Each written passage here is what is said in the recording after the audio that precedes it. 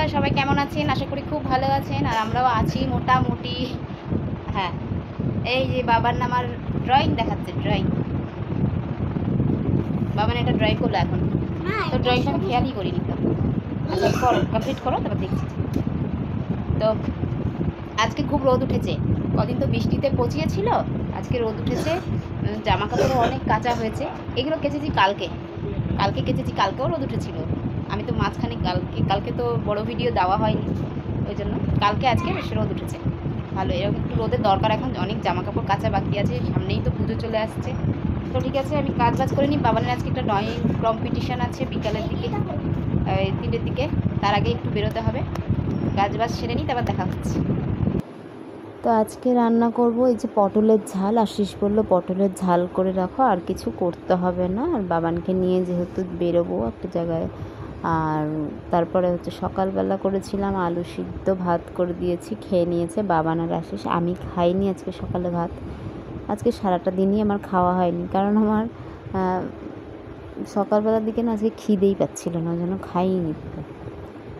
তারপরে কালকের আবার আলু ভাজা ছিল ফ্রিজে, সেটাও মানে আলু ভাজা আলু সিদ্ধ দিয়ে ওরা দুজনে ভাত খেয়েছে। আর বাবান একটুখানি ভাত খেলোই না, সেরকম একটা ভাত খেলো না। আর আজকে রান্না আমার করতেও ইচ্ছা করছিল না, ওই জন্য ওই একটু জিরের গুঁড়ো দিয়েই আর পটলটা করলাম, মশলা বাটিও নিয়ে আজকে কাঁচা লঙ্কা আর পেঁয়াজ কুচি করে নিয়েছি। তো এদিকে সব কাজবাজ হয়ে গেছে, খাইয়ে দিয়েছি বাবানকেও, আশিসকেও মানে ভাত দিয়ে দিয়েছি, খেয়ে নিয়েছে সবাই। আর এখন আমি তৈরি হয়ে নিচ্ছি, বাবান তো রেডি হয়ে গেছে, এখন আমি রেডি হয়ে নিচ্ছি, যাবো। এখন 3টে বেজে গেছে, আর 3টের সময় যাওয়ার কথা ছিল।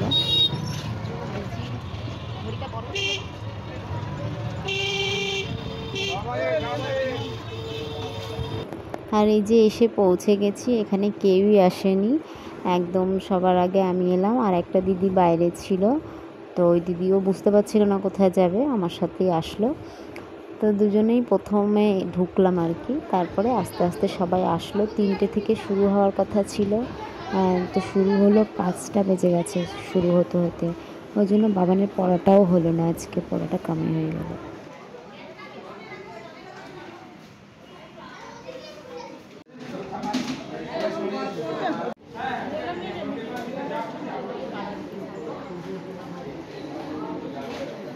তো এই যে বাড়িতে চলে এসেছি, আর বাড়িতে এসে আমি বাবান এখন খালি গায়ে পেছনে লজ্জা পাচ্ছে, তো বাবানকে একদিন শিখিয়েছিলাম, ও তারপর থেকে আর আসে না। ভালো, এটা বাবানের এটা গুড হ্যাবিট, ভালো।